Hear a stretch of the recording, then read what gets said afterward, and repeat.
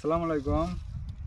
আপনাদের এখন দেখাবো গ্রীষ্মকালীন যে পেঁয়াজ নাসিক, সেই নাসিকের পেঁয়াজ যেটা আমরা টায়াল হিসাবে লাগাইছিলাম।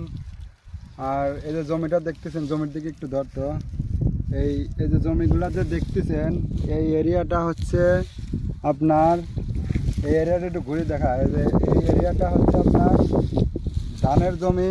এইবার প্রথম মানে ধান ভাঙি পেঁয়াজ লাগানো আর কি ধানের জমিতে।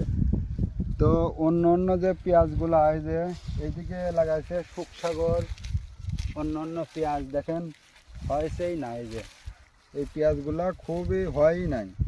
আর সেই সেম জমিতে, একদম সেম জমিতে সেম গাড়িস্তরি আমি টায়ালের জন্য এই দানাটা নাসিকের দানা দিছিলাম যে কেমন হয় দেখার জন্য। শীতকালেই লাগানো হয়, সেটা দানা ছোট থাকতে বেশি ভালো হয়েছিল না, শীতে কিছু মারাও গেছে।